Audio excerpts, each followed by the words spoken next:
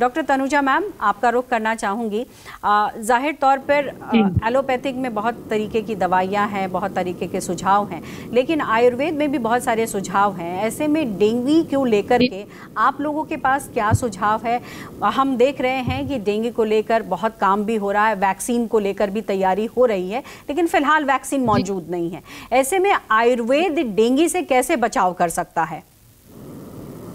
बिल्कुल, आयुर्वेद में जैसे ये वर्षा ऋतु में, शरद ऋतु में अभी जो सीजन है उसमें बारिश है, जैसे डॉक्टर साहब ने अभी कहा कि पानी के कारण, साफ पानी का कहीं भी अगर बना रहे, इकट्ठा हो जाए तो उसमें डेंगू के वायरस पनपते हैं।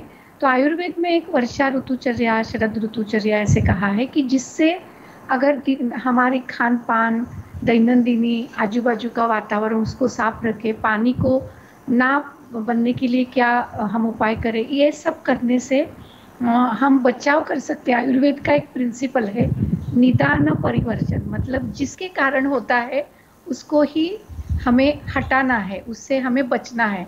तो डेंगू को हम आजू बाजू में पानी ना होने दे, इकट्ठा होने दे, लेकिन हम घर में मच्छर ना पनपे, इसीलिए आयुर्वेद में एक नीम की पत्ते, नीम का पत्ते का धुआं, या जो हमारे जैसे हम हाँ, तुलसी, नीम और कपूर का तेल, इसको अगर हम सुबह जब शाम के समय के जब मच्छर पनपते उसी समय अगर हम उसका धुआं करें, धूपन करें, तो उससे मच्छर नहीं पनपते। ये वातावरण की एक चिकित्सा होगी, लेकिन अपने शरीर को, अपने इम्यूनिटी को बनाए रखे।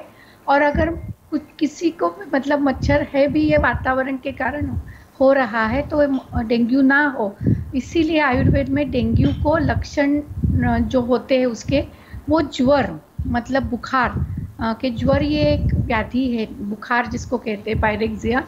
तो ये वात और पित्त प्रधान और जिसमें रक्त की दुष्टि है, इसी के कारण जो बुखार होते हैं, जिसमें हेडेक है, शिरशूल है, बॉडी एक है, थकान होना, बुखार आना, कभी कभी ब्लीडिंग होना, प्लेटलेट कम होना, ये सभी लक्षण पित्त, वात और रक्त की दुष्टि के कारण है। तो उसके लिए सबसे बड़ा जो उपचार हर कोई घर में कर सकता है, तो कोविड में भी गिलोय को हमने बहुत प्रचार प्रसार किया था। नेशनल मेडिसिनल प्लांट बोर्ड ने अमृता फॉर लाइफ, ये भी एक मिशन मोड में किया था।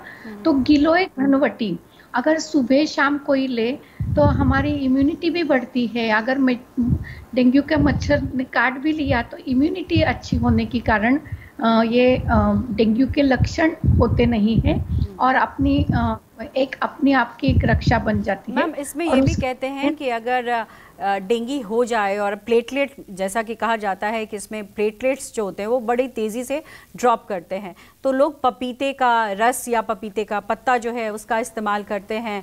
इसके अलावा भी कई ऐसी चीज़ें हैं जिसमें कहते हैं कि बकरी के मिल्क को पीने से भी जो है कहीं ना कहीं डेंगू का उपचार होता है। ऐसा है क्या या फिर ये मिथ्या है? हाँ, ये रिसर्च ये कहता है कि पपीते के पत्ते का रस अगर हनी के साथ सुबह शाम 2 बार लिया तो बिल्कुल प्लेटलेट काउंट बढ़ता है।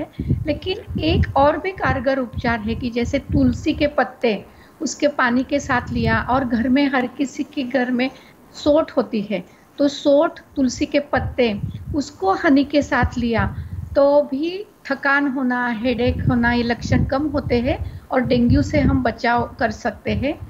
दूसरा और भी एक कारगर उपचार है गिलोय की घनवटी के साथ अडूसा, मतलब वासा जिसको कहते हैं, एडोटोडा वासिका, उसको भी साथ में गिलोय और वासा, अडूसा की गोली ली सुबह दोपहर शाम, तो भी उतनी ही तेजी से जो कम हुए प्लेटलेट बढ़ते हैं।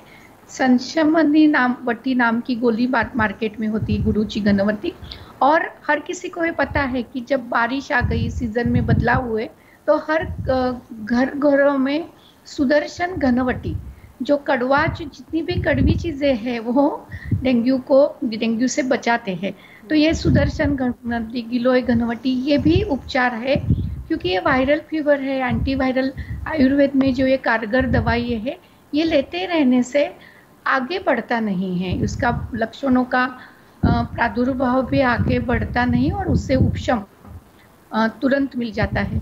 दूसरा और मैं कहूँगी जो पानी पिएंगे वो उबला हुआ गुनगुना पानी, तुलसी डला हुआ शड़ंग पानी है जिसमें नागर मोथा, मुस्ता और शुंठी सोठ डाल के, धनिया डाल के, धना साबुत धना डाल के अगर पानी बार बार कंटिन्यूस जो पानी पीना, वो गर्म उबला हुआ और ये कुछ डाल के अगर लेते रहेंगे तो उससे ही अपनी भूख अग्नि प्रज्वलित होता है और डेंगू के मच्छर से जो असर डेंगू का हुआ है वो भी जल्दी कम होने में मदद। बिल्कुल, और ये आयुर्वेद के टिप्स हैं और जाहिर तौर पर ये टिप्स कहीं ना कहीं लोगों को जो डेंगू के जो ख़राब असर हैं उससे बचाएंगे।